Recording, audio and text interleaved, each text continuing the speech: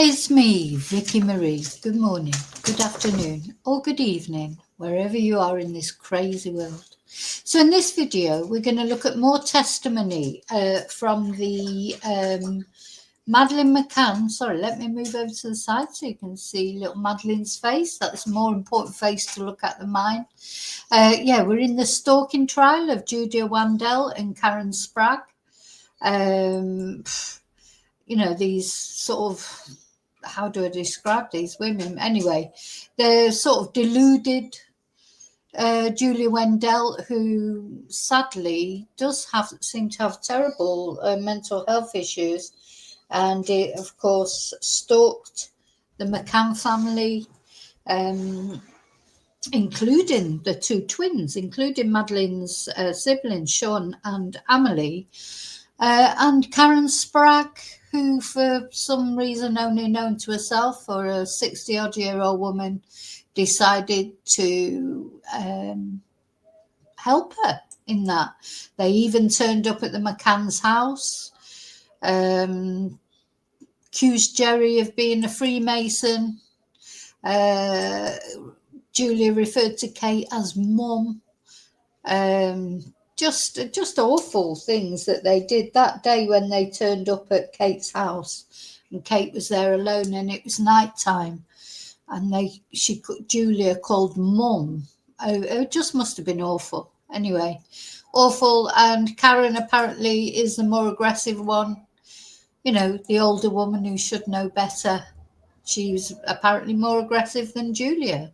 Why is she doing this? She is the real enigma for me. I feel with Julia has just definitely got mental health issues. You know, she's pretended to be other missing children before. Just the way she talks and everything, and she's an obsessional stalker type person who needs help, but I don't know if she can ever be helped. But Karen, I have no idea why she's doing what she's doing. Anyway, yeah, so they went even further than stalking Gerry and Kate. They stalked Sean, they stalked Amelie, sent messages, upset them. You know, just pretty awful people, really, what they're doing. Anyway, allegedly, I should say to all that, because what's happening at the moment is the trial. And we've heard, I've been doing a video for each people that are giving evidence. We've heard from Kate, we've heard from Gerry, we've heard from Sean, we've heard from Amelie. And what we're going to hear about in this video is the evidence that's been given by Kate's aunt, the vicar, and the police. So we're going to put those three in one. And this was Friday's evidence, Friday the 10th of October 2025. This is the evidence that was given. And I'm going to take it this time from, there are no cameras allowed in the court, but journalists are there and they're allowed to report on what happens. But yeah, we are dependent on the journalists and how they report on it. So just be aware of that. We know that when Gerry gave his evidence, he was behind a blue curtain, so didn't have to look at Julia and she couldn't look at him, which to me I think is not right, because lots of victims have to face their assailants, you know, in much more sort of serious cases. I mean, I know what Julia and Karen allegedly did is wrong. But even RAPE victims normally have to face their attackers. So anyway, but both Gerry and Kate gave their evidence behind a blue curtain. And then Amelie gave her evidence by video link, which did appear on that video link apparently. And Sean just gave a statement to be read out. Now, as far as the siblings are concerned, I think they should be protected. But with Gerry and Kate, you know, I'm not sure why they were given that, given the blue curtain to sit behind, because, you know, this is not something that's afforded to most victims. But anyway, let's have a look. So I'm reading this out of the Mirror, the Daily Mirror. And as I say, this was Friday's testimony, and that was the 5th day of the trial, and jurors were hearing the evidence of Janet Kennedy, Kate McCann's aunt. She described herself as a confidant of Kate's and said she saw a lot of Madeleine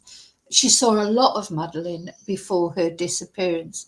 Now let's just see if I've got a photo of her.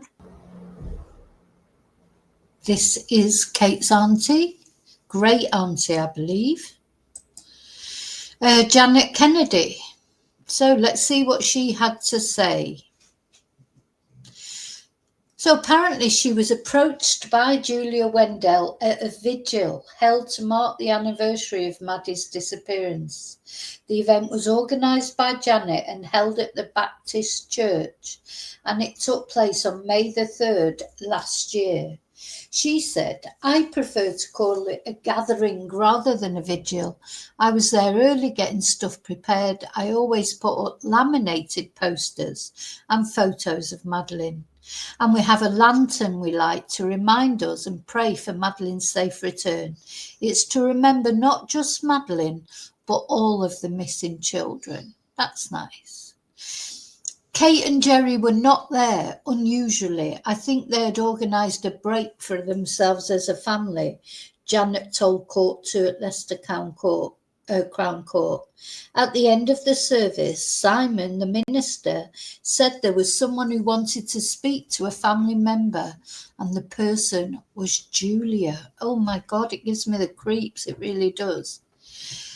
And Kate McCann's aunt Janet told the jury, she said that she was Madeleine and that she was sorry that the McCanns were not there. She wished me to give them some information. Thank God they weren't there, really. She presented me with an envelope with some information which she said proved she was Madeleine.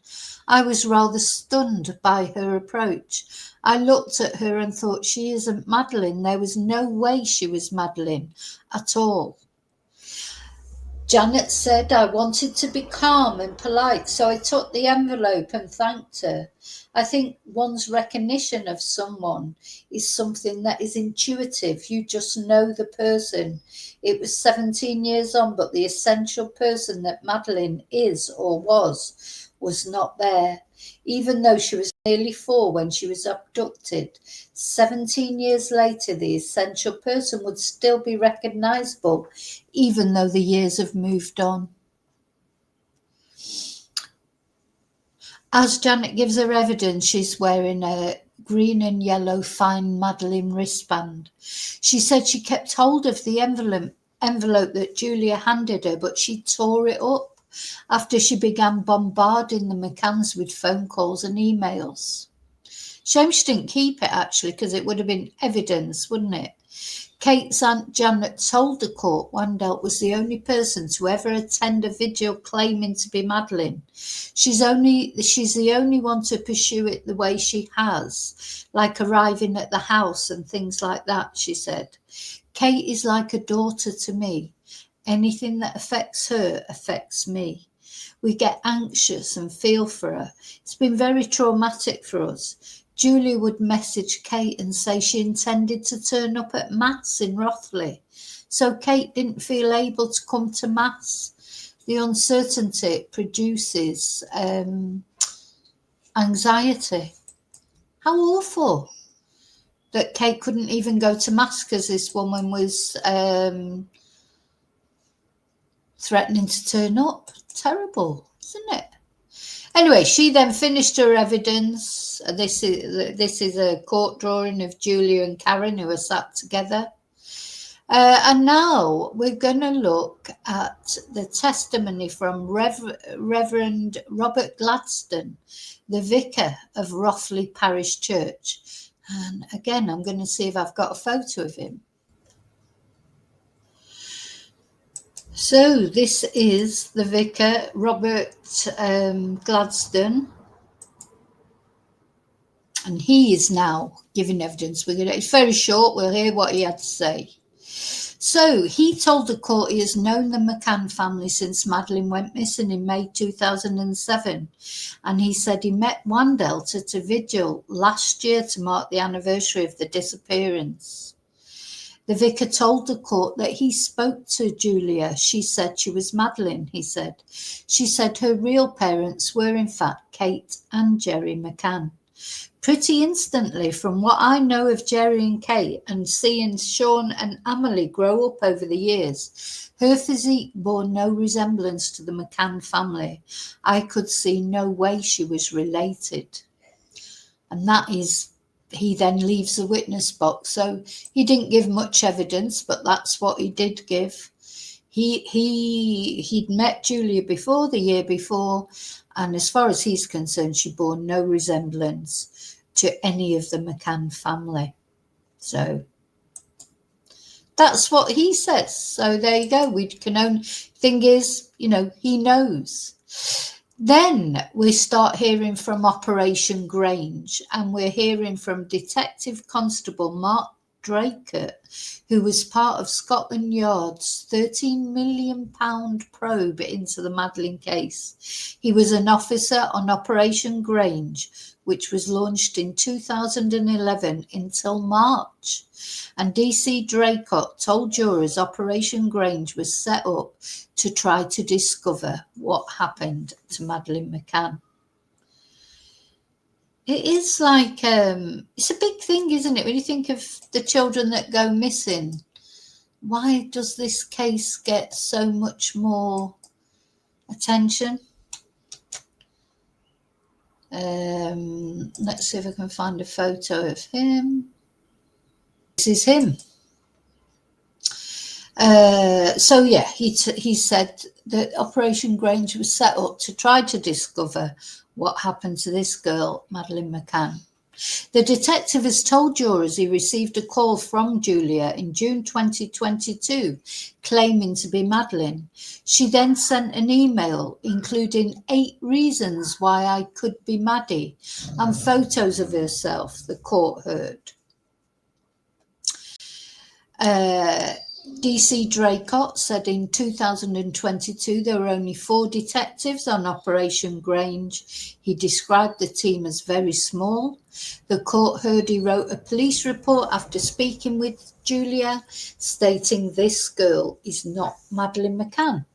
In the report, he said that Julia has different eye features, is not Madeleine's age, and seems to have mental health problems. DC Draycott said he later rang her to reassure her she was not Madeleine McCann. He told the court we used our professional expertise from studying the photos to say she was not Madeleine McCann. She was relieved to know she was not Madeleine McCann. And DC Draycott said during his time with Operation Grange, hundreds of people claimed to be Madeleine. He told jurors he rang Julia in June last year, shortly after she went to the McCann's home. The court heard the call was recorded and later appeared on a YouTube podcast. Is that allowed? Are you allowed to record someone's call, well, especially to a police officer, and then reveal it on a YouTube podcast? Don't know. That call was played to jurors today. DC Draycott told Julia, all I'm going to say is you are not Madeleine McCann, okay? I know that's hard to hear. We have worked on this investigation since 2011. We are not testing DNA. We can't spend public money on something like this. We know that you are not Madeleine McCann. You are not the first person. We are happy. We are satisfied. The team that work on this investigation that you are not Madeleine McCann. Now, it always comes round to this DNA evidence, isn't it? A lot of us just think, God, just do the DNA testing, get it over with. But I suppose if you've got, how many did he say? Hundreds of people had claimed to be Madeleine. So if they did a DNA test for all of them, that would cost the British public a lot of money. The recording went on. You are one of hundreds of people who think they are Madeleine. I can't go into the details. It's an ongoing investigation. You need to accept you have loving parents and family back home. They are your family. You are not Kate and Gerry's daughter. Now, soon I'm going to do a video about Julia's parents. Somebody was asking about them in a comment, and I thought, well, I don't know that much about them really, but I linked a newspaper article. How must they feel about it all? Because I thought Julia was adopted, but she actually isn't. So she's literally telling her parents she doesn't believe that they are her parents. It must be so hurtful. Anyway, they are your family. You are not Kate and Gerry's daughter. I know from other investigations, which I can't go into. I'm ringing to tell you that we are not going to compare your DNA. You have to accept this. I understand your reaction, but there is nothing else. I know there is nothing else I can say to change your mind. We are extremely experienced in this. You're not the first person, and you won't be the last person who thinks they are Madeleine. There are no facts at all to say you are Madeleine. We go by evidence. There is no evidence to say you are Madeleine. Everything you say we have been able to disprove. We will not speak to you again.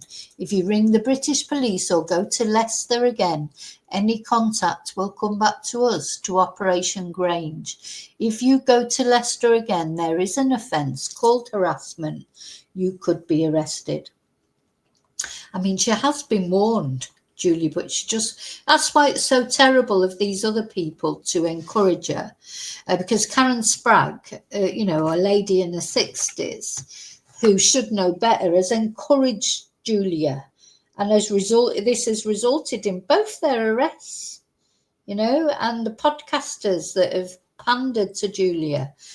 They bear a responsibility in this. She's been told by the police not to go, not to harass the McCanns, how many more times can you do that and before you have to actually do something?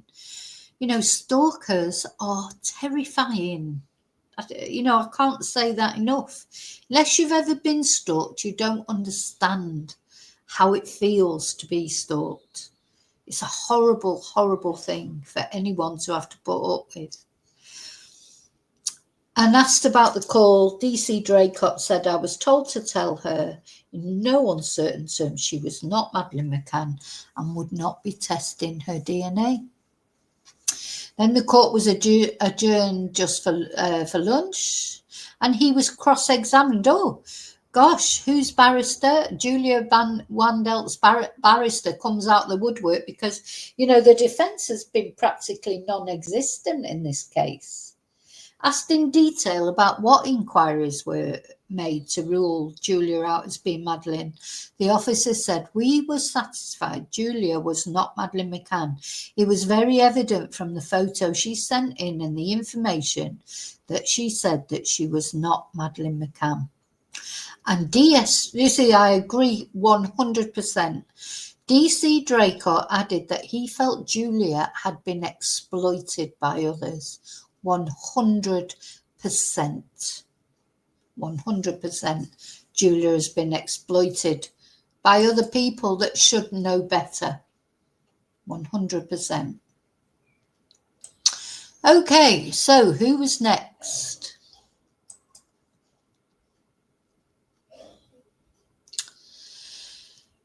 Jurors are now hearing the evidence of Sergeant Samantha Harper of Leicestershire Police. Now, I may not be able to find a picture of her. I'll just have a quick look if I can. If I can't, that's fine.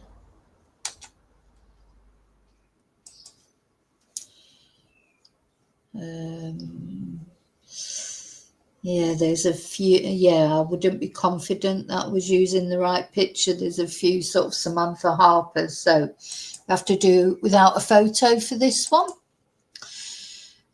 She told the court how Wandelt and Spragg turned up at a police station in Leicester last December. I remember Julia being quite erratic, excitable, talking very fast, she said. She was saying something to do with documents around DNA. There was lots of paperwork. I think Madeleine's name cropped up. Karen came across as a lot more reasonable than Julia.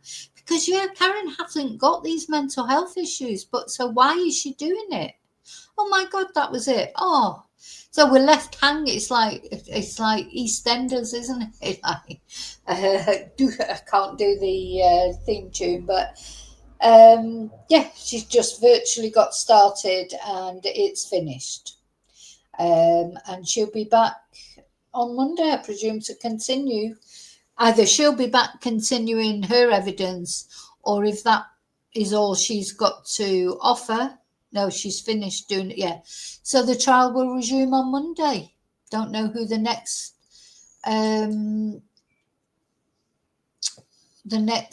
witnesses will be, but that's where we are. The end of the first week of this trial. As I say, poor little Madeleine, she's the one we must not forget in this. She's the one that matters. So that's it. Thank you for watching. Don't forget to like and subscribe and check out if you've missed any of the other videos with all the different evidence that's been given so far, the playlist is in the description link underneath this video. Yeah, like, subscribe, press notifications, and I will be back with more from this trial on Monday. Take care. I'll see you really soon in the next video, and until then, may your God go with you. Bye.